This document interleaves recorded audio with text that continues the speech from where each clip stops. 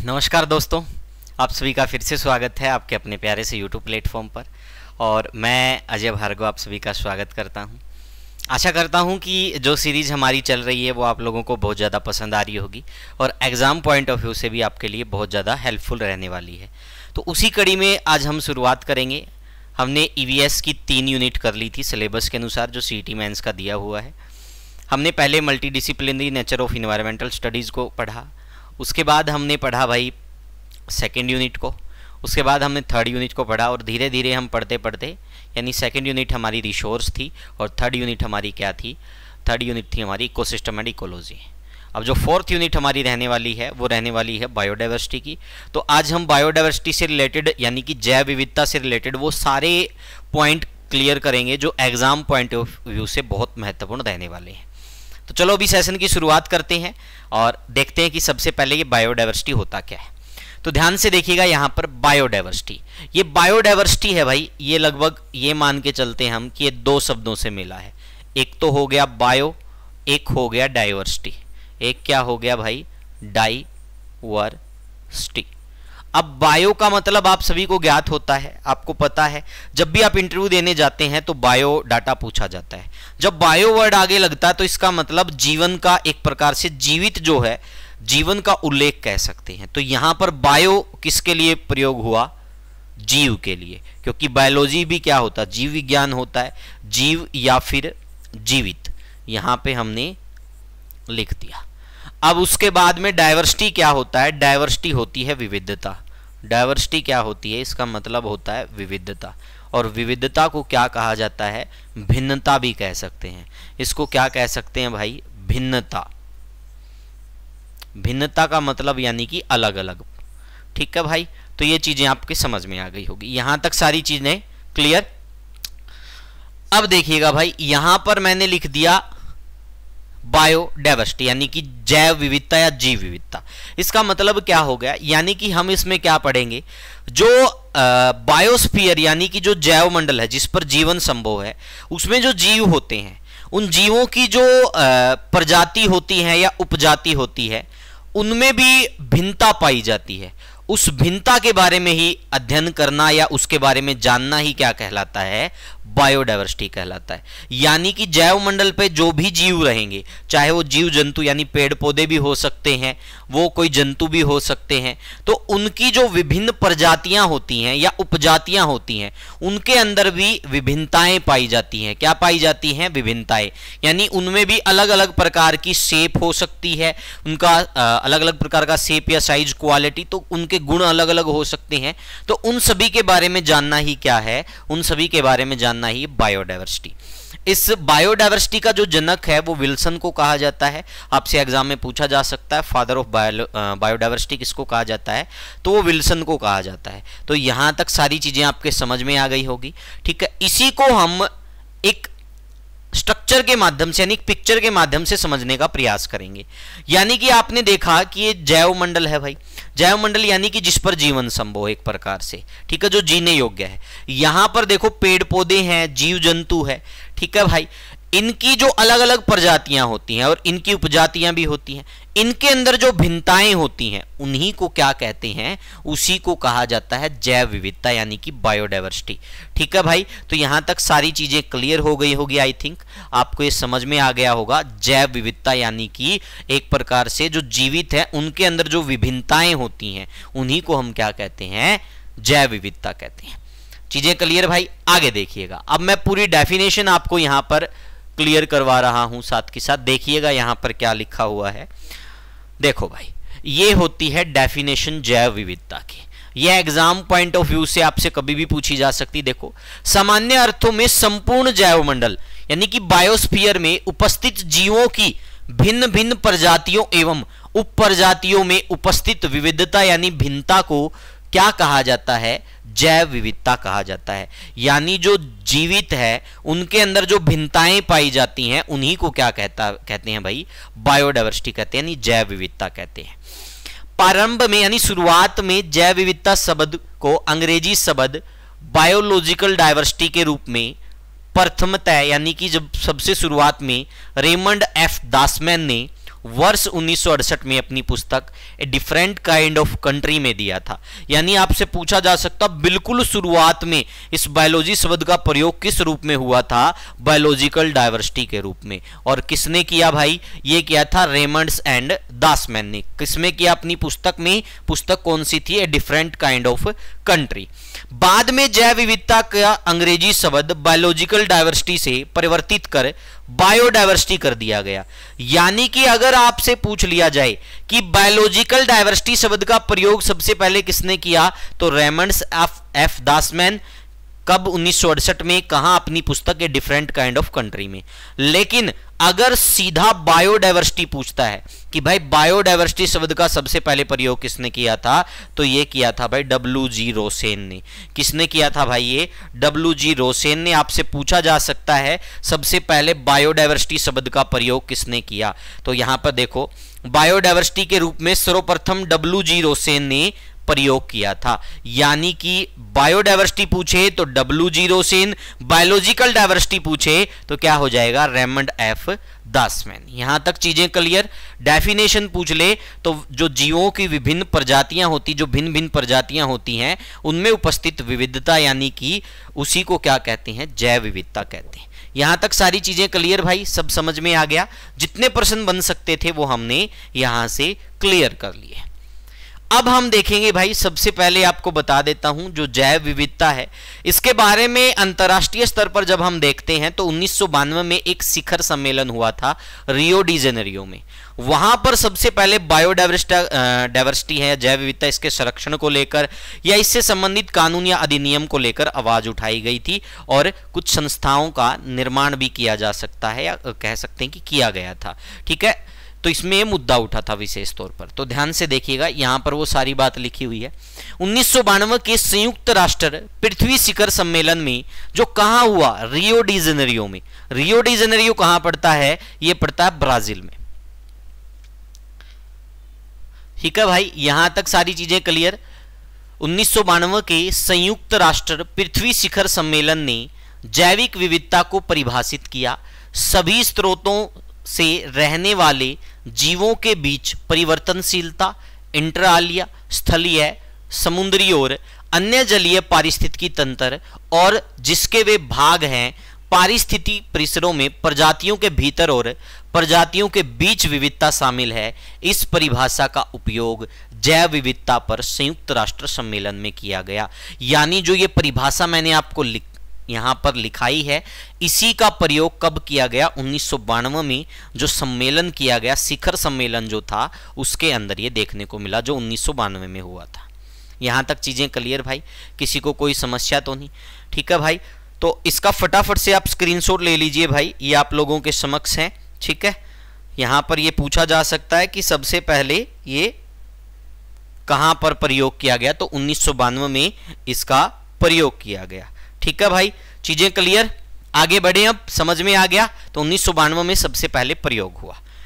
चलो भाई, यहां से प्रश्न पूछा जा सकता कि जैव विविधता को सर्वप्रथम कब परिभाषित किया गया, तो 1992 के संयुक्त राष्ट्र पृथ्वी शिखर सम्मेलन में किया गया। उसके बाद हम देखेंगे भाई, इसके अंदर क्या देखने को मिला। इसके अंदर हमें देखने को मिला कि एक जैव विविधता संरक्षण के लिए एक UNCBD, यानी कि United Nation conservation on biodiversity, ठीक है भाई, इसके निर्माण की बात कही गई या इसको लेकर प्रयास किए गए। तो सबसे पहले हम देखेंगे भाई, रियो डी जेनेरियो है, यह सम्मेलन हुआ 1992 में। देखो, और इस सम्मेलन में 3 संस्थाएं हैं, इनका जिक्र हमें देखने को मिला। कितनी संस्थाओं का, 3 संस्थाओं का जिक्र हमें देखने को भाई मिला। और ये 3 संस्थाएं कौन कौन सी है, UNFCCC, यानी कि United nation framework conservation on climate change, इनकी फुल फॉर्म पूछी जाती है भाई। तो ये आपको याद होनी चाहिए कि इसकी फुल फॉर्म क्या है। तो इसकी फुल फॉर्म क्या हो गई भाई, इसकी फुल फॉर्म हो गई, देखो, UNFCCC की United nation framework conservation on climate change, यानी जलवायु परिवर्तन को रोकने के लिए इसमें एक संस्था के निर्माण की बात उठी। उसके बाद UNCBD, इसकी फुल फॉर्म क्या होती है देखिएगा, United Nation conservation on biodiversity, यानी जैव विविधता संरक्षण के लिए भाई, ठीक है। और थर्ड पे जो हो गया UNCCD, इसकी फुल फॉर्म क्या हो गई, United Nation conservation on combat desertification, यानी मरुस्थलीकरण को रोकने के लिए। तो ये जो मुद्दे थे ये उठे थे भाई, इसमें से हमें जानना किसके बारे में है, UNCBD के बारे में, United Nation conservation on biodiversity, क्योंकि हम इसी के बारे में पढ़ रहे हैं। यहां तक सारी चीजें क्लियर भाई, कोई दिक्कत तो नहीं किसी को, सारी बातें समझ में आ गई। चलो भाई अब देखते हैं आगे भाई। अब इसमें हमें क्या देखने को मिलता, देखो UNCBD, United Nation conservation on biodiversity, वैश्विक स्तर पर जैव विविधता संरक्षित करने के लिए संयुक्त राष्ट्र के नैरोबी सम्मेलन में, ये ध्यान रख लेना भाई, कौन सा सम्मेलन, नैरोबी सम्मेलन, इसमें 22 मई 1992 को इसका गठन करने का प्रस्ताव रखा गया भाई, ठीक है। और आपसे पूछा जा सकता है कि 22 मई को क्या मनाया जाता है, तो इस 22 मई को जैव विविधता दिवस मनाया जाता है। क्या मनाया जाता, 22 मई को जैव विविधता दिवस, ठीक है भाई, समझ में आ गया। यहां तक आपसे पूछा जा सकता है जैव विविधता दिवस कब मनाया जाता है, तो ये मनाया जाता 22 मई को। तो 22 मई 1992 को इस UNCBD के गठन को लेकर क्या किया गया, प्रयास किया गया। यहां पर ये नहीं कह सकते भाई गठन किया गया, ठीक है भाई, प्रयास किया गया, गठन का प्रयास किया गया, तो ये मैंने यहां पर लिख दिया भाई, ठीक है।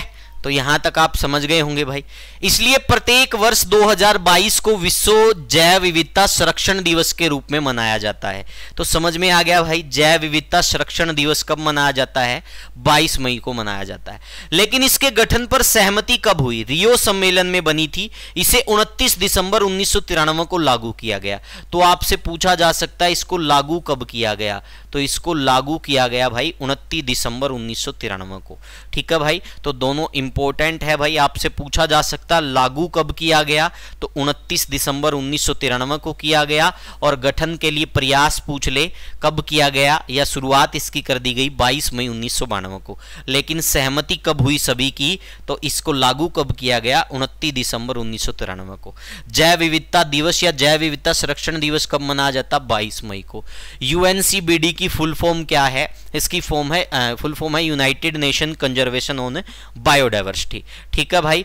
अब आपसे पूछ ले कि UNCBD जो है इसको किस सम्मेलन में लागू किया गया, या इसको किस सम्मेलन में इसके गठन की बात कही गई, मुद्दा उठा तो नैरोबी में। और लागू कब किया इसको, तो लागू किया रियो सम्मेलन में। लागू कब किया इसको, रियो सम्मेलन में। लेकिन इसके गठन की मांग कब उठी, नैरोबी सम्मेलन में।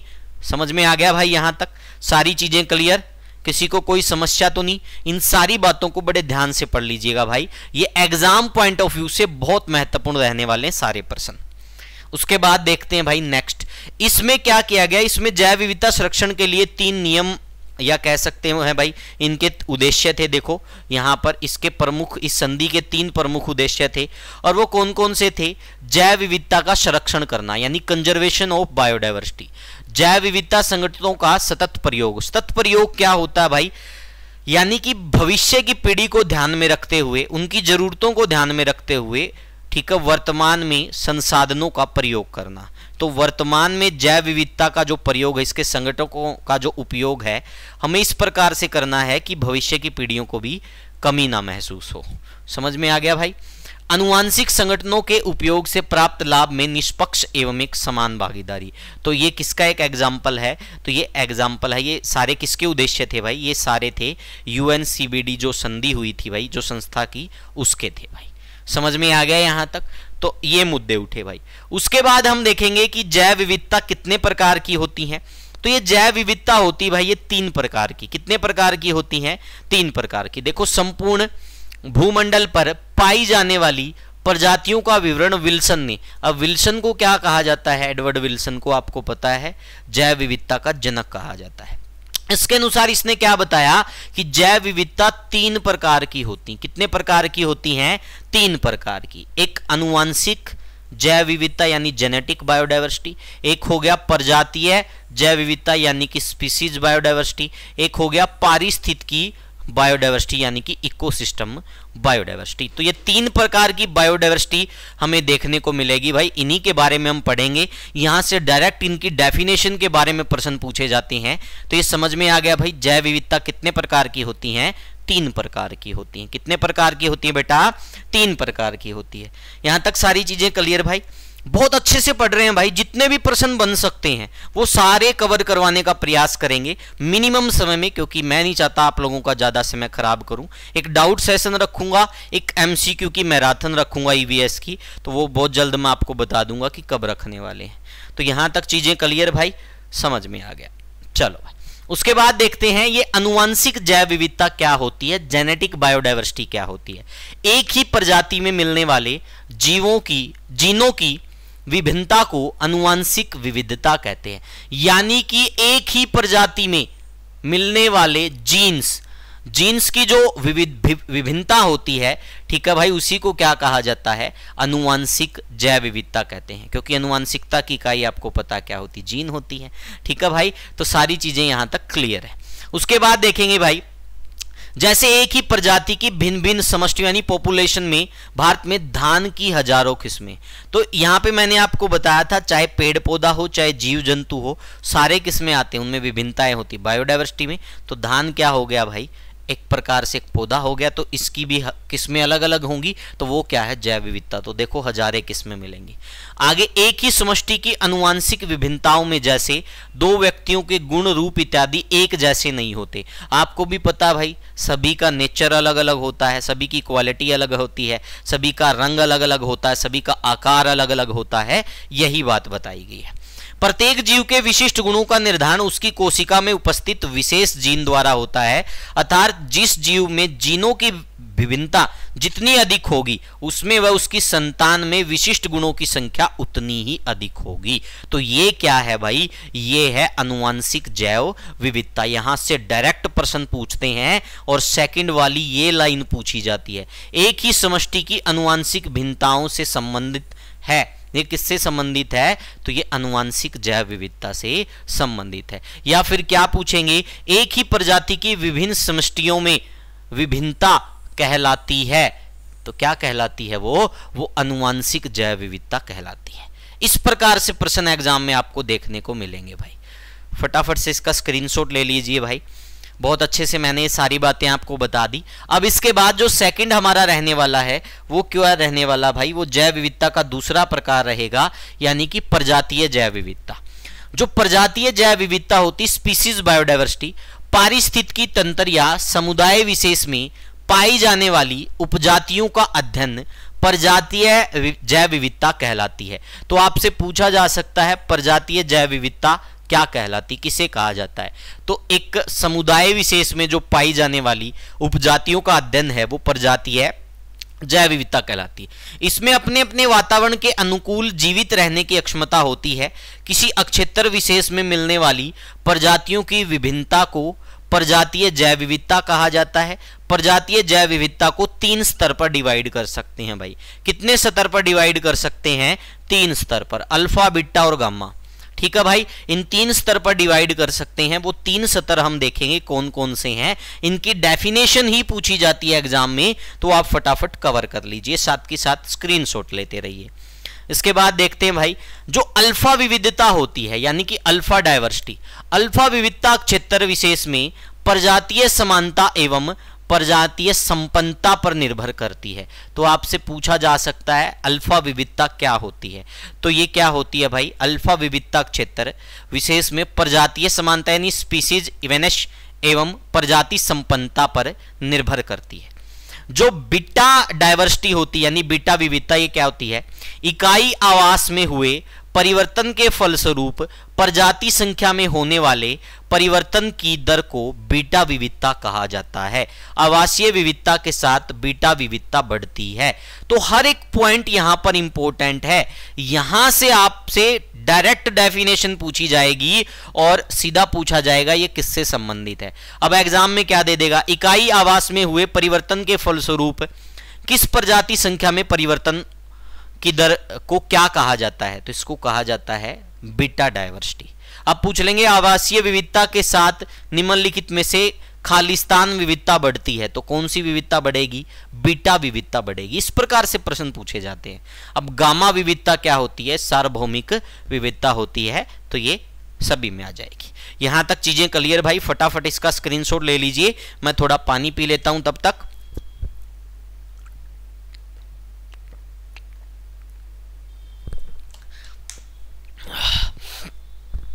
ये हमने पढ़ लिया भाई जैव विविधता के विभिन्न प्रकार, और फिर उसमें हमने पढ़ लिया यहां पर जो यहां पर क्या पढ़ा था हमने? प्रजातीय जैव विविधता होती है, उसके 3 टाइप हमने पढ़ लिए, 3 होते हैं। उसके बाद देखेंगे पारिस्थितिकी तंत्र जैव विविधता, यानी कि इकोसिस्टम बायोडायवर्सिटी। समष्टि यानी पॉपुलेशन, समुदाय, कम्युनिटी, उनकी आपसी अंतर संबंधों की जटिलता, जैसे पोषण संबंध, पोषक तत्वों का चक्रण आदि की विभिन्नताओं को क्या कहा जाता है? पारिस्थितिकी तंत्र की क्या कहा जाता है? जैव विविधता कहा जाता है। मोस्ट इंपॉर्टेंट है भाई। तो यहां से जो प्रश्न निकल के आते हैं वो सिर्फ परिभाषा के निकल के आते हैं, जो डायरेक्ट एग्जाम में पूछी जाती है। तो इसको फटाफट से आप इसका स्क्रीनशॉट ले लीजिए भाई। ये हो गया पारिस्थितिकी तंत्र की जैव विविधता। यहां तक चीजें क्लियर भाई? सब समझ गए होंगे भाई यहां तक? तो फटाफट से इसका स्क्रीनशॉट हो गया सभी का। अब थोड़ा मैं आपको जैव विविधताओं की कुछ विशेषताओं के बारे में बताता हूं कि जैव विविधता की क्या विशेषताएं होती हैं, कहां पर जैव विविधता अधिक मिलेगी, उसके लिए क्या शर्तें होती हैं, वो सारा हम जानेंगे। यहां तक चीजें क्लियर भाई? स्क्रीनशॉट हो गया इसका? चलो भाई नेक्स्ट देखते हैं। अब यहां पे मैं आपको बता देता हूं जैव विविधता मैंने यहां पे लिख दिया। तो ये जैव विविधता होती है भाई बायोडायवर्सिटी। इसके लिए कुछ शर्तें होती हैं भाई। ये पृथ्वी पर अलग अलग जगह अलग अलग देखने को मिलती हैं। कभी आप सोचो कि सभी जगह जैव विविधता पाई जाती है, ऐसा नहीं है। समान जैव विविधता पृथ्वी पर नहीं पाई जाती, अलग अलग पाई जाती है, क्योंकि इसका एक कारण है। जैव विविधता की भी कुछ शर्तें होती हैं। तो ये जैव विविधता जो होती है भाई, ये मुख्यतः वहां पर ज्यादा देखने को मिलती है जहां पर क्या होता है भाई? एक तो उच्च तापमान होता है। क्या होता है? एक तो उच्च तापमान, और सेकंड क्या होता है भाई? सेकंड क्या होगा वहां पर? उच्च वर्षा। सेकंड क्या होगा? उच्च वर्षा। तो आप सभी ने भी देखा ही होगा भाई, उच्च तापमान जहां पर होगा और फिर उच्च वर्षा भी होगी, तो वहां पर आपने देखा होगा पेड़ पौधों की बहुत सारी प्रजातियां देखने को मिलेंगी। अगर पेड़ पौधे होंगे तो वहां पर आपको क्या देखने को मिलेगा? विभिन्न प्रकार के जीव जंतु भी देखने को मिलेंगे। तो इस प्रकार से जैव विविधता के लिए 2 शर्तें नेसेसरी हैं, उच्च तापमान और उच्च वर्षा। जिन स्थानों पर या जिन जगह पर उच्च तापमान होगा, उच्च वर्षा होगी, वहां पर ज्यादातर क्या मिलेगी भाई? वहां पर ज्यादा बायोडायवर्सिटी यानी जैव विविधता देखने को मिलेगी। अब देखते हैं कि विश्व में किस प्रकार के वनों में या पूरी पृथ्वी के ऊपर क्या होता है कि कहां सबसे ज्यादा जैव विविधता पाई जाती है। इसको एक बार बिल्कुल अच्छे से गोल बना लेते हैं भाई, ताकि चीजें क्लियर हो जाएं। यहां पे आपको पता है बिल्कुल बीच में कौन सी रेखा होती है भाई? बिल्कुल बीच में एक रेखा होती है जिसको कहा जाता है, क्या कहा जाता है? जिसको कहा जाता है भूमध्य रेखा। जिसको क्या कहा जाता है? जिसको कहा जाता है भूमध्य रेखा। ठीक है भाई? यहां पे आपको पता है भाई, यहां पे क्या होती है? यहां पे एक होती है भाई कर्क रेखा। ठीक है भाई? यहां पे 23.5 डिग्री। तो यहां पे क्या होती है भाई? यहां पे होती है कर्क रेखा। और यहां पर क्या होती है? ऐसे ही भाई यहां पर होती है मकर रेखा। यहां पे क्या होती है भाई? मकर रेखा। ये तो सभी को पता है भाई, यहां पे भी 23.5 आ जाएगा। तो ये 3 प्रकार की रेखाएं हमें देखने को मिलती हैं भाई। ठीक है? और हम यहां से क्या करेंगे? बायोडायवर्सिटी को देखेंगे। अब ये जो भूमध्य रेखा है, यहां पर क्या हो गया? यहां पे हो गया उत्तरी ध्रुव, यानी कि उत्तरी पोल। ठीक है भाई? यहां पे क्या हो गया? उत्तरी ध्रुव। यहां पे क्या हो गया? ये दक्षिणी, यानी कि साउथ पोल कह सकते हैं, दक्षिणी ध्रुव। अब आप सभी को पता है जो ध्रुव होते हैं वो बर्फों से ढके होते हैं, क्योंकि निम्न तापमान होता है। अगर निम्न तापमान होता है तो यहां पर कैसी जैव विविधता मिलेगी, क्योंकि कंडीशन तो टूट गई, तो यहां पर जैव विविधता नहीं मिलेगी। जैव विविधता के लिए कंडीशन क्या है, उच्च तापमान और उच्च वर्षा। तो जो उच्च तापमान और उच्च वर्षा है वो इन क्षेत्रों में देखने को मिलती है भूमध्य रेखा के नजदीक। और भूमध्य रेखा के नजदीक किस प्रकार के वन या किस प्रकार का क्षेत्र पाया जाता है, तो जो ये वाला क्षेत्र होता भाई, जो ये वाला क्षेत्र होता है, यहां पे मैं प्लस का निशान लगा देता हूं, ठीक है भाई। तो जो भूमध्य रेखा के बिल्कुल समीप होता है, इस क्षेत्र को कहा जाता है भाई, इनको कहा जाता है, क्या कहा जाता है इनको, उष्णकटिबंधीय वन। इनको क्या कहा जाता है, उष्णकटिबंधीय वन। एग्जामिनर आपसे पूछेगा भाई, उष्णकटिबंधीय क्षेत्र भी कह सकते हैं, वन भी कह सकते हैं। एग्जामिनर आपसे क्या पूछेगा कि सर्वाधिक या सबसे ज्यादा जैव विविधता पाई जाती है, तो सबसे ज्यादा जैव विविधता कहां मिलेगी, जहां ज्यादा वर्षा होगी, जहां ज्यादा तापमान होगा। तो यहां पर इस क्षेत्र में ज्यादा वर्षा होती है और साथ ही साथ ज्यादा तापमान होता है, इसलिए यह क्षेत्र क्या है, उष्णकटिबंधीय क्षेत्र। इसमें क्या होती है, सर्वाधिक जैव विविधता। इसमें क्या होती है, सर्वाधिक जैव विविधता। आपसे डायरेक्ट एग्जाम में प्रश्न पूछा जाएगा कि सबसे ज्यादा या सर्वाधिक जैव विविधता पाई जाती है, तो किस क्षेत्र में पाई जाएगी, उष्णकटिबंधीय क्षेत्र में। अगर वो आपका दिमाग जांचना चाह रहा है तो वो उष्णकटिबंधीय क्षेत्र ना देकर क्या दे देगा, भूमध्य रेखा दे देगा। क्या दे देगा भाई, भूमध्य रेखा दे देगा कि विश्व में या सबसे ज्यादा जैव विविधता कहां पाई जाती है, तो वो दे देगा ध्रुवों के समीप, भूमध्य रेखा के समीप, या उपरोक्त दोनों, या इनमें से कोई नहीं। तो तब आपको पता है बीच में क्या है, देखो भूमध्य रेखा है, तो इस भूमध्य रेखा के समीप ही क्या देखने को मिलती है भाई, सबसे ज्यादा जैव विविधता पाई जाती है, और इसी को हम विषुवत भी कह देते हैं। तो अगर उष्णकटिबंधीय बीच में ऑप्शन में नहीं होगा तो फिर क्या मिल जाएगा, विषुवत आपको देखने को मिलेगा कि विषुवत क्षेत्र या विषुवत वन में। लेकिन अगर ये ऑप्शन में है तो डेफिनेटली उत्तर यही रहेगा। समझ में आ गया भाई, यहां तक चीजें क्लियर।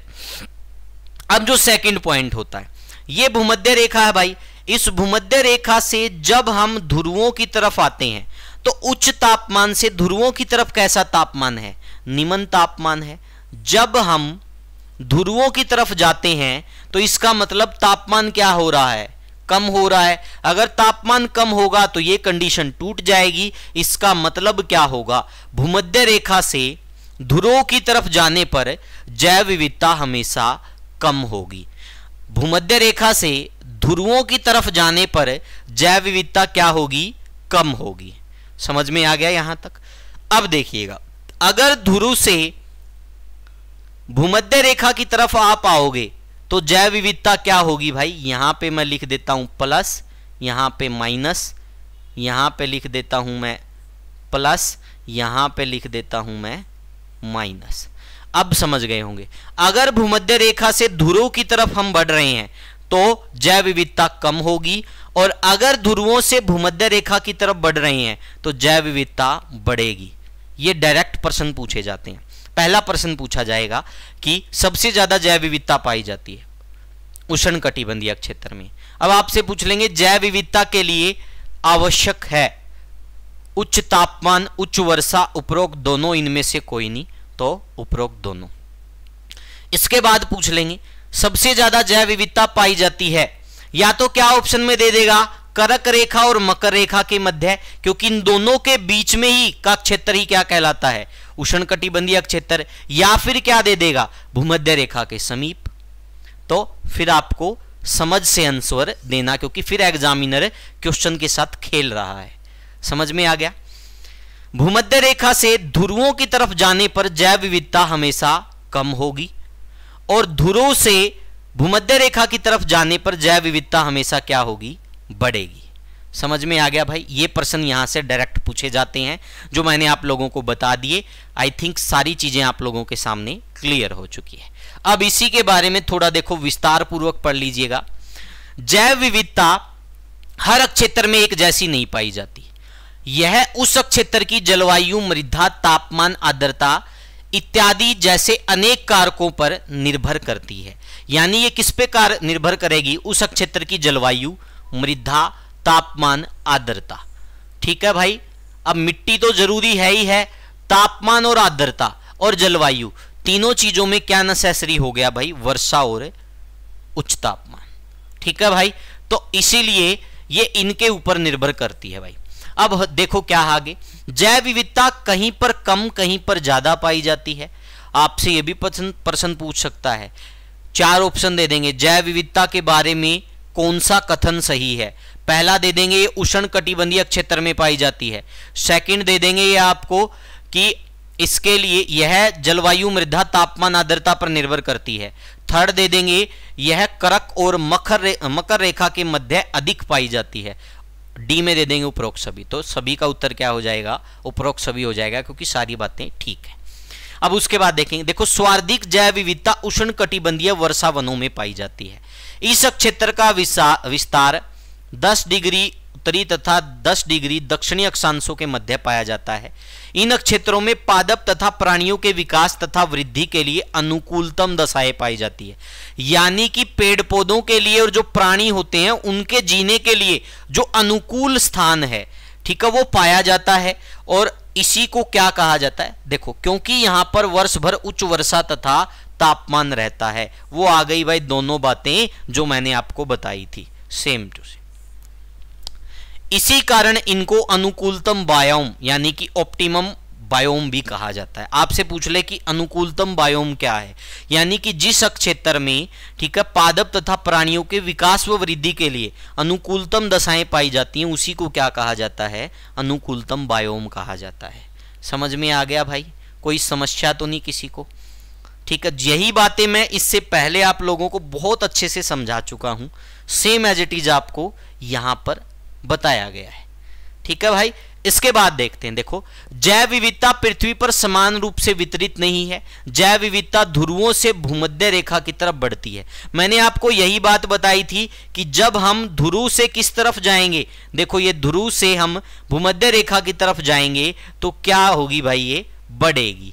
ठीक है भाई, चाहे हम नीचे की तरफ हो चाहे हम ऊपर की तरफ हो, कोई से भी ध्रुव से हो। लेकिन जब हम ध्रुवों की तरफ से भूमध्य रेखा की तरफ आ रहे हैं तो हमेशा जैव विविधता बढ़ रही है।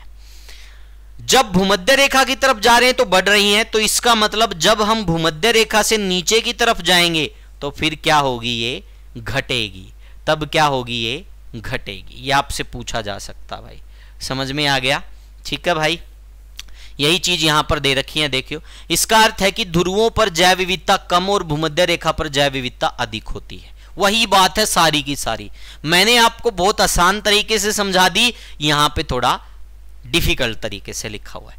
सारी चीजें क्लियर हैं, सेम एज इट इज बातें हैं। देखो, भूमध्य रेखा की तरफ जाएंगे, इस ध्रुव से अगर भूमध्य रेखा की तरफ जाएंगे तो जैव विविधता बढ़ेगी, क्योंकि इस क्षेत्र में क्या होती है, जैव विविधता पाई जाती है। यहां उच्च तापमान व उच्च वर्षा होती है। लेकिन जब इससे हम ध्रुवों की तरफ बढ़ेंगे भूमध्य रेखा से, तो अपोजिट हो जाएगा इस बात के, तो फिर क्या हो जाएगा, जैव विविधता कम हो जाएगी। समझ में आ गया भाई? भूमध्य रेखा से ध्रुव की तरफ घटेगी और ध्रुव से भूमध्य रेखा की तरफ जैव विविधता बढ़ेगी। चलो भाई आगे बढ़ते हैं।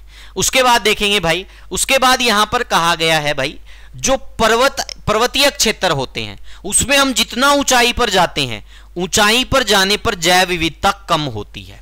ऊंचाई पर जाने पर जैव विविधता कम होती है और नीचे की तरफ जैव विविधता ज्यादा रहती है। इसका एक कारण है, क्योंकि जितना हम ऊपर जाते हैं तो प्रति किलोमीटर ऊंचाई बढ़ने पर 6.5 डिग्री सेल्सियस तापमान में कमी होती है। अगर तापमान में कमी हो गई तो शर्त क्या हो गई, जो कंडीशन है बायोडायवर्सिटी के लिए वो टूट गई, तो इसका मतलब जैव विविधता क्या हो जाएगी, कम हो जाएगी। तो ये आपसे पूछा जा सकता है, देखो, पर्वतीय क्षेत्रों में उच्चतर उन्तांशों का मतलब चोटी की तुलना में निम्नतर घाटियों में जैव विविधता अधिक होती है। यह आपसे पूछा जा सकता भाई, क्या ऊपर वाली चोटी में अधिक होती है या नीचे की तरफ घाटी में अधिक होती है? तो आपको पता होना चाहिए कि जो ऊपर वाली चोटी होती है उसमें जैव विविधता निम्न होती है और जो नीचे की तरफ घाटियां पाई जाती हैं उनमें जैव विविधता अधिक होती है।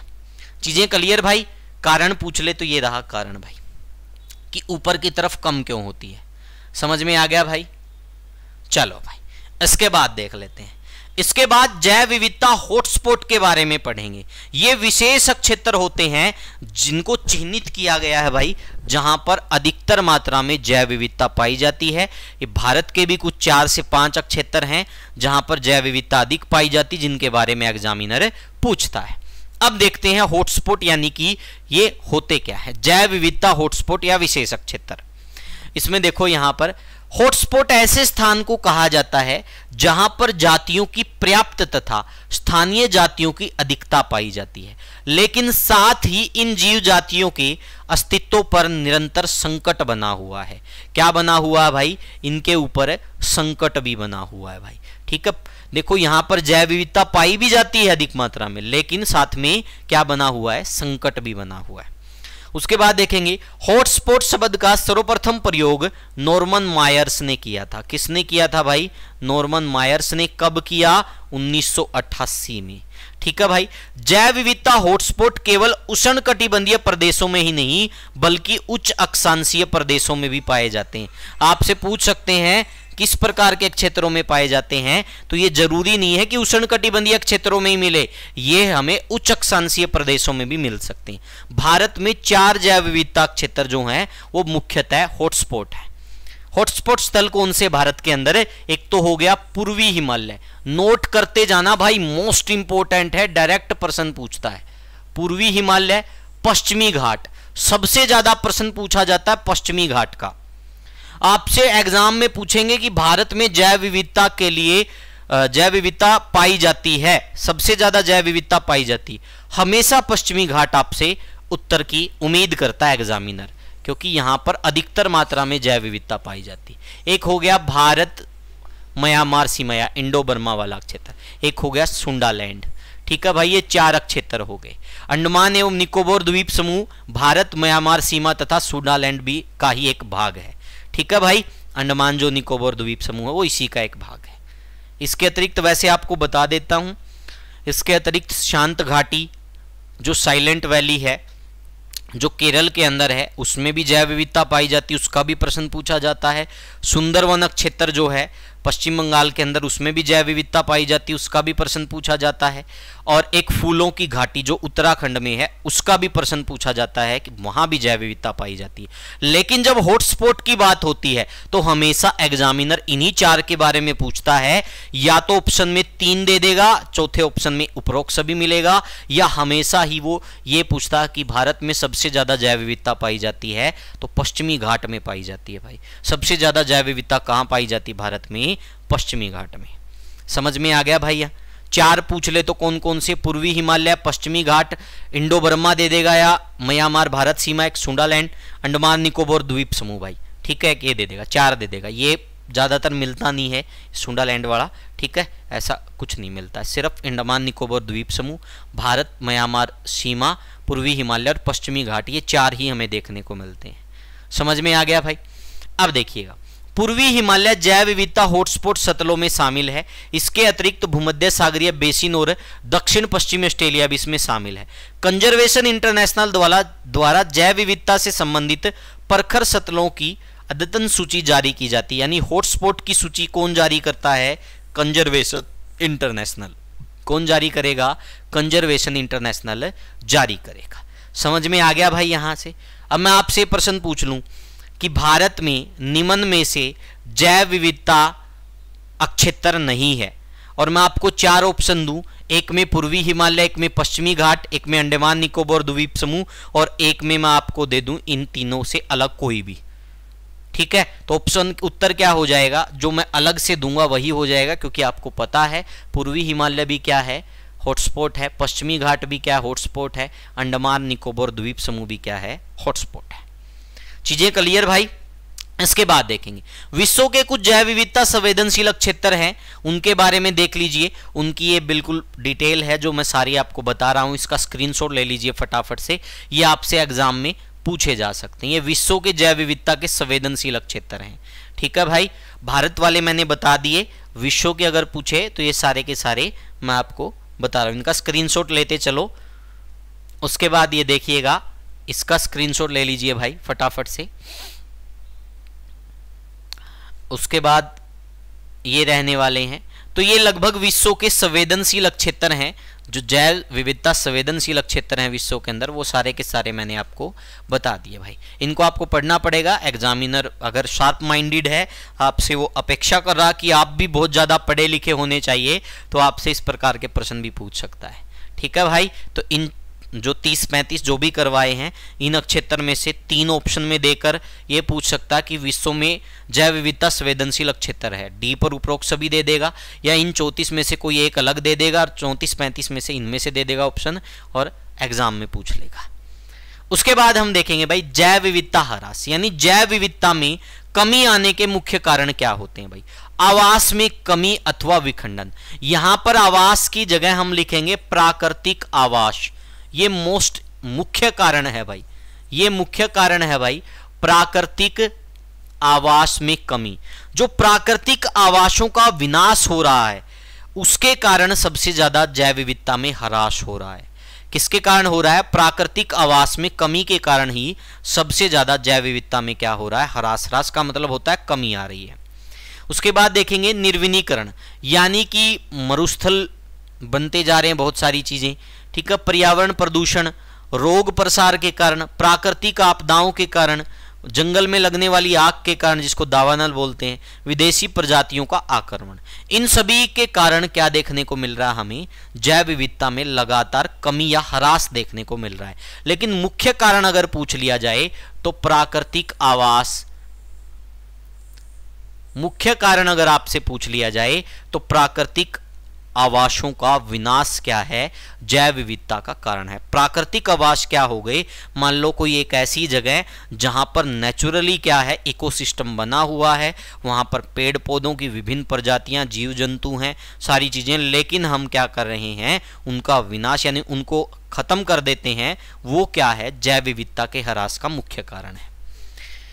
चलो भाई, इसके बाद देखेंगे भाई, ये सारे कारण दे रखे हैं भाई। जैव विविधता के ऊपर जो संकट मंडरा रहा है उसके कारण है अवैध शिकार, वन विनाश, कृषि का विस्तार हो रहा है।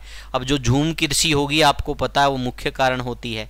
उसमें क्या हो रहा भाई? उसमें स्लैश एंड बर्न विधि प्रयोग की जाती है, यानी कि उसमें उस खेती को करने के लिए बिल्कुल उस भूमि को जला दिया जाएगा या उसको काट दिया जाएगा। तो उससे क्या होगा? इकोसिस्टम तो प्रभावित होगा। इकोसिस्टम प्रभावित हो गया तो बायोडाइवर्सिटी अपने आप विलुप्त हो जाएगी वहां से।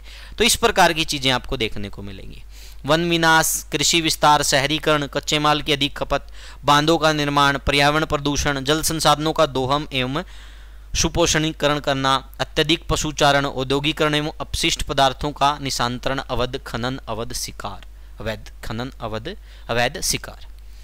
तो समझ में आ गया भाई, ये जैव विविधता पर संकट है ये सभी कारण, और ह्रास का कारण भी मैंने आपको बता दिया। इसके बाद देखिएगा भाई, जैव विविधता के उपयोग क्या क्या हैं? बहुत सारे उपयोग हैं भाई।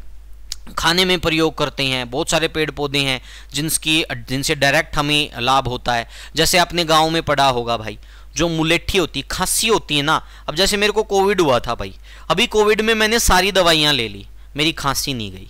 तो मैंने क्या किया, 3 से 4 दिन मैं मुलेठी को मुंह में डाला, और जब भी खांसी आती थी वो चूसता रहता था थोड़ा थोड़ा।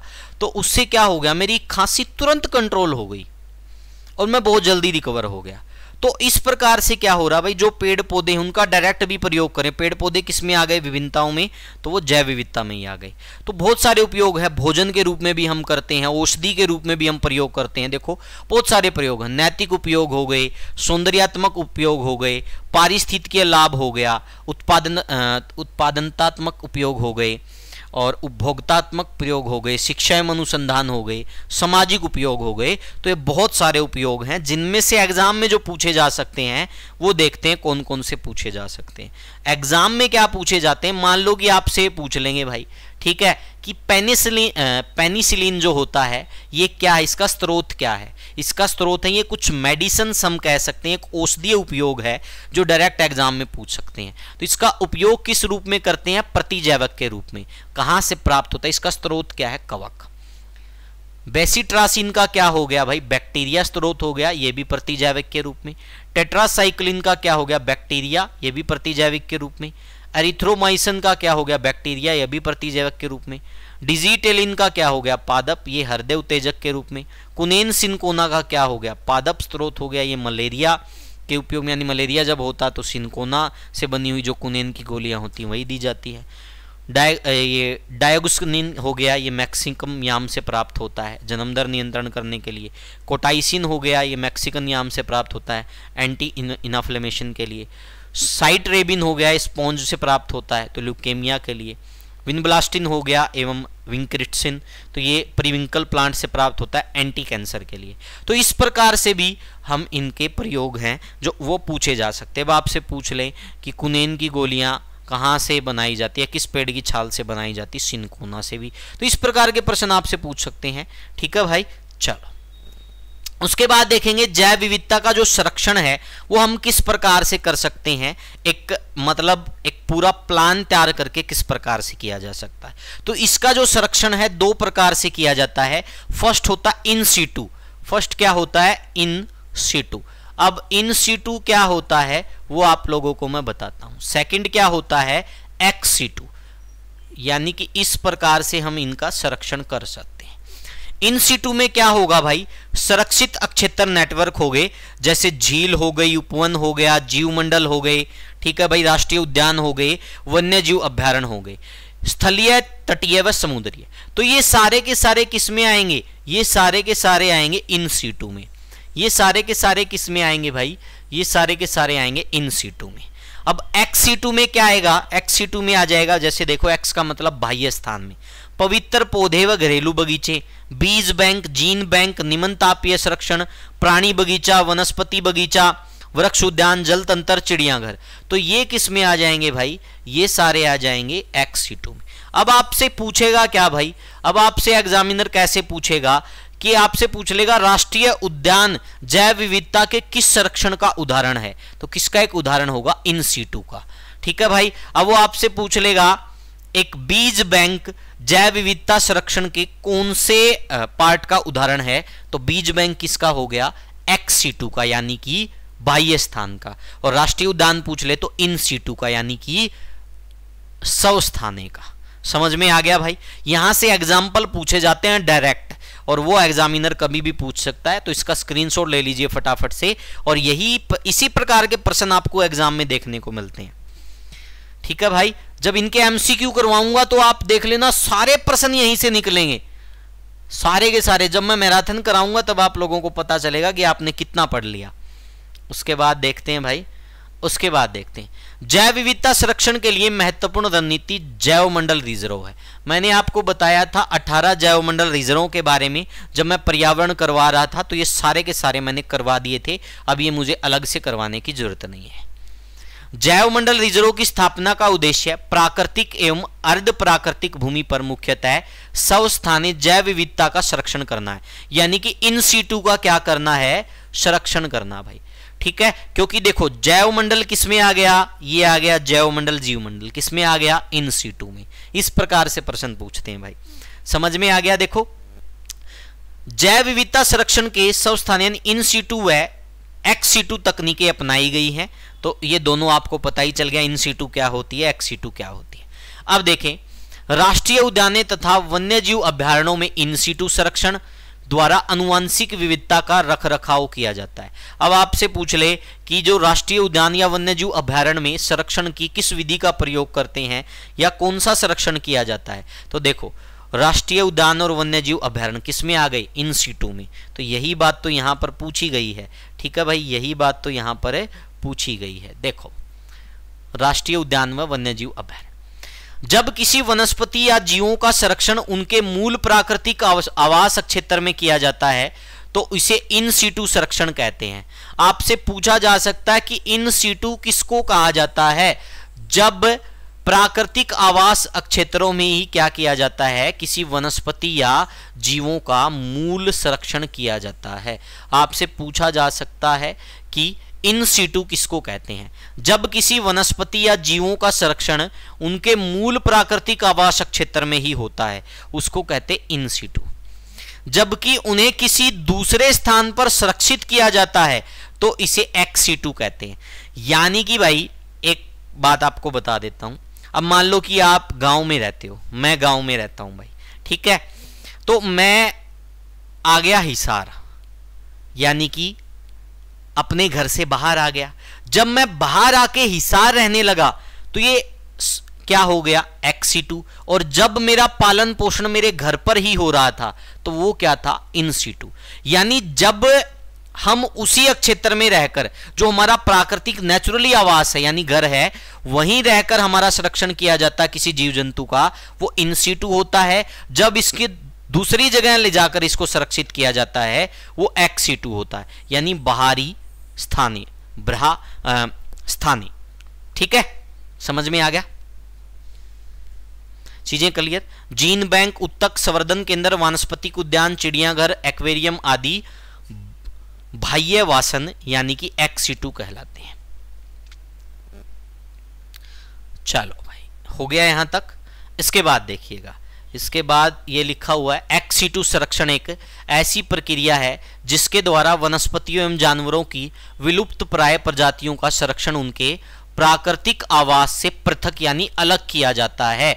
जब प्राकृतिक आवास में किया जाएगा तो इन-2 है, जब प्राकृतिक आवास से दूर ले जाकर किया जाएगा तो वो क्या है, वो है एक्स-2। यानी कि प्राकृतिक आवास से कहां किया जाता है, अलग करके। ये वर्ड जो आ गया पृथक, पृथक का मतलब क्या होता, अलग। एक्स-2 की दो विधियां हैं। पहली विधि के तहत जूलॉजिकल पार्कों में विलुप्त प्रजातियों का पालन पोषण किया जाता है, जबकि दूसरी विधि के तहत जीवित शुक्राणुओं, अंडों तथा भ्रूणों के नमूनों का अत्यंत कम तापमान पर द्रवित नाइट्रोजन में संरक्षित किया जाता है। तो ये क्या हो गया भाई, ये हो गया एक्स-2। अब यहां पर एक वर्ड यूज हुआ, विलुप्त प्रजाति। विलुप्त प्रजाति से याद आ गया, विलुप्त प्रजाति हो या संकटग्रस्त प्रजाति हो, ठीक है भाई, या क्या हो, संकटगत प्रजाति, वो जीव जंतु की हो या पेड़ पौधे की हो, इनके लिए एक बुक जारी की जाती है, संकटग्रस्त। ठीक है भाई, इनके लिए एक बुक जारी की जाती है, red data book. Red data book ये IUCN के द्वारा जारी की जाती है। ठीक है भाई, IUCN का गठन 1948 में और रेड डाटा बुक उसने जारी की शायद 1964 में। एक बार फिर भी क्लियर कर लेना भाई, ठीक है। तो ये हो गया भाई रेड डाटा बुक। आपसे पूछा जा सकता है संकटग्रस्त या विलुप्त प्रजाति, इनसे संबंधित पुस्तक है रेड डाटा बुक, किसके द्वारा जारी की जाती है, IUCN के द्वारा। ठीक है, किसके द्वारा जारी की जाती है, IUCN, international union for conservation of nature. ठीक है भाई, समझ में आ गया यहां तक। चलो भाई, इसके बाद देखते हैं भाई, जैव विविधता के साथ साथ मनुष्य के परंपरागत जीवन के संरक्षण के लिए सबसे महत्वपूर्ण रणनीति जीवमंडल आरक्षित क्षेत्र की स्थापना करने में निहित है। जीवमंडल आरक्षित क्षेत्र में मानव भी व्यवस्था का अभिन्न अंग होता है। इन क्षेत्रों में चतुर्दिक पारिस्थितिक संवर्धन को प्रमुखता दी जाती है।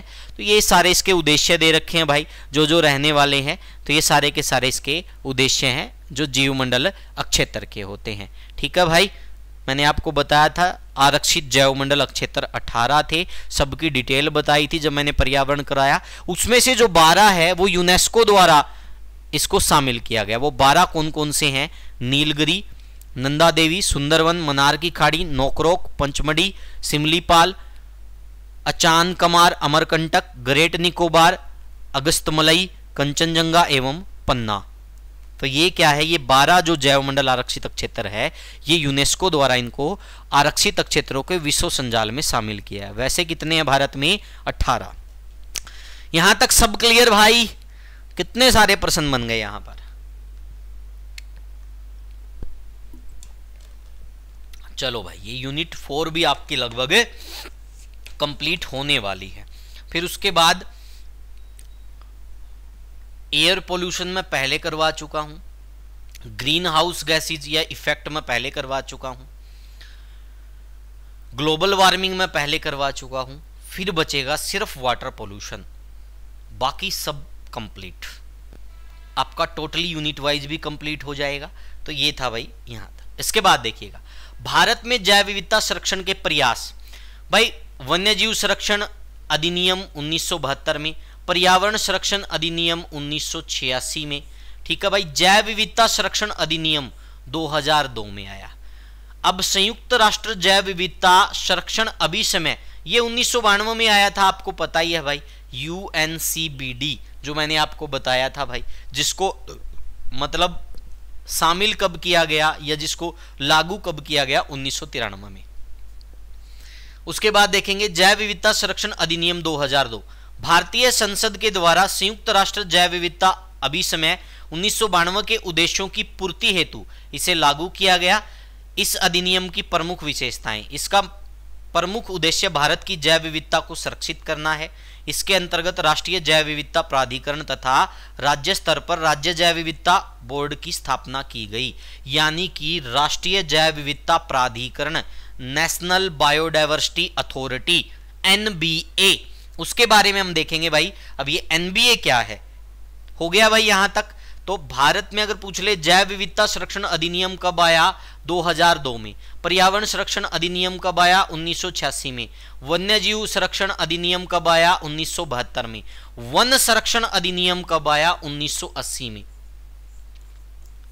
वन संरक्षण, तो ये क्या आ जाएगा? 1980। समझ में आ गया भाई? सारी चीजें आप लोगों के सामने है, बिल्कुल सब हमने क्लियर कर लिया। उसके बाद देखेंगे भाई राष्ट्रीय जैव विविधता प्राधिकरण, यानी कि एनबीए क्या होता है। ठीक है भाई, इसकी स्थापना 2003 में की गई। तो आपको पता होना चाहिए भाई राष्ट्रीय जैव विविधता प्राधिकरण की स्थापना कब की गई? 2003 में। इसका मुख्यालय चेन्नई में है। ये केंद्रीय पर्यावरण, वन एवं जलवायु परिवर्तन मंत्रालय के अंतर्गत शामिल है। कार्य क्या हो गया? उपरोक्त अधिनियम के अंतर्गत वर्जित कार्यों का विनियमन करना, यानी जो जैव संरक्षण अधिनियम 2002 जो भारत में लागू हुआ, उसके जो कार्य है उन्हीं को लागू करवाना। जैव संरक्षण मुद्दों पर सलाह देना, जैविक विरासत स्थल के चयन पर सरकार को सलाह देना, यानी इसका मुख्यालय पूछ ले चेन्नई, बना कब? 2003 में। मोस्ट इंपोर्टेंट है, एनबीए का गठन 2003 में। यहां तक चीजें क्लियर भाई। ये था आपका बायोडायवर्सिटी भाई, ये क्या था? कंप्लीट आपका बायोडायवर्सिटी। अब देखिएगा भाई, भारत का प्रथम national centre for marine biodiversity NCMB Gujarat प्रांत के जामनगर में स्थित है। इस केंद्र का उद्देश्य समुद्र तटीय क्षेत्र में स्थित जैव विविधता की सुरक्षा करना है। यह सार्वजनिक एवं निजी क्षेत्र की भागीदारी से गठित होने वाला भारत का पहला अनुसंधान संस्थान है। गौरतलब है कि जामनगर भारत के एकमात्र समुद्रीय राष्ट्रीय उद्यान मरीन नेशनल पार्क जो कच्छ की खाड़ी में स्थित है के निकट स्थित है। बहुत ही अच्छा प्रश्न है भाई। तो ये बायोडायवर्सिटी आपकी कंप्लीट, यूनिट 4 कंप्लीट, यूनिट 4 आपकी कंप्लीट भाई। समझ में आ गया यहां तक? यहां तक कोई समस्या किसी को भाई? अब बायोडायवर्सिटी के एमसीक्यू पेंडिंग रह गए, वो मैं आपको करवाऊंगा भाई, क्योंकि इसमें कुछ अलग फैक्ट भी जरूर हैं, वो एमसीक्यू में करवा दूंगा आपको। तो लगभग यूनिट वाइज हमने सबसे पहले किया multi disciplinary nature of environmental studies, second में हमने पढ़ा रिसोर्स, थर्ड में हमने पढ़ा इकोसिस्टम इकोलॉजी, फोर्थ में हमने पढ़ा बायोडायवर्सिटी, फिफ्थ में हम पढ़ेंगे पोल्यूशन। पोल्यूशन में मैं एयर पोल्यूशन करवा चुका हूं, ग्लोबल वार्मिंग करवा चुका हूं, ओजोन परत का करवा चुका हूं, और ग्रीन हाउस इफेक्ट की पहले ही मैं करवा चुका हूं। इसी यूट्यूब चैनल के ऊपर आपको प्लेलिस्ट में मिल जाएंगी सारी वीडियो। ठीक है भाई, तो ये था सारा ये। इसके अतिरिक्त भाई सभी विद्यार्थियों को थोड़ा मैं किताब के विषय में जरूर बताना चाहूंगा, जितने भी विद्यार्थी जुड़े हुए हैं भाई। ठीक है, अभी प्रोसेस चल रही है, अभी प्रोसेस हमारी चली हुई है भाई।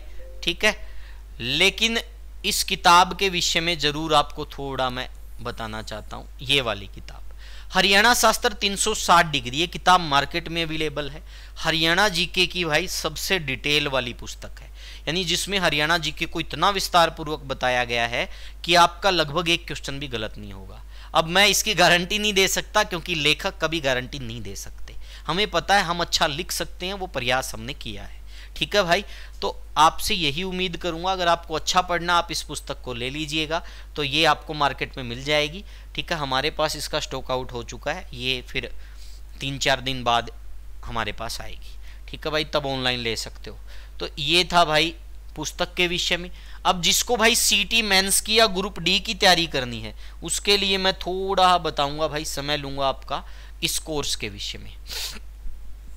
सीटी मेंस का ये कोर्स, ठीक है भाई, 1149 वाला, आप अभी इसको एग्जाम बोर्ड ऐप है वहां से परचेज कर सकते हैं। इसमें कंप्लीट रिकॉर्डेड वीडियो रहने वाली है, साथ में टेलीग्राम के ऊपर पीडीएफ बैच हम आपको दे देंगे अगर आप इसको ज्वाइन करके मैसेज करते हो। किस नंबर पर? 8808328000 पर। किस नंबर पर मैसेज करना आपको? 8808328000। ठीक है भाई, तो ये बैच रहेगा। जिसको ग्रुप डी की तैयारी करनी है वो भी इसमें कवर हो रहा है सब कुछ, जिसको सीटी मेंस की तैयारी करनी है वो भी इसमें सब कुछ कवर हो रहा है। तो ये था भाई आज की क्लास, आपको कैसी लगी कमेंट करके जरूर बताइएगा। और साथ ही साथ मेरा एक अलग यूट्यूब चैनल है exam crack with Bhargav sir, उसको आप जरूर सब्सक्राइब कर लेना भाई। तो आज के लिए इतना ही, मिलते हैं अब कल नेक्स्ट यूनिट के साथ। ठीक है भाई, लगभग वो तो कंप्लीट हो ही चुकी है, बस वाटर सॉल्यूशन बचा हुआ है। तो लगभग आपकी ईवीएस कंप्लीट। ईवीएस के बाद नेक्स्ट वीक से हम पढ़ेंगे, आप मुझको कमेंट करके ज़रूर बताना कि मैं आपको इन्वायरमेंटल स्टडीज़ करवाऊँ, इन्वायरमेंटल स्टडीज़ तो हो गया, हरियाणा इकोनॉमी करवाऊँ या रूरल मार्केटिंग करवाऊँ या इंश्योरेंस करवाऊँ।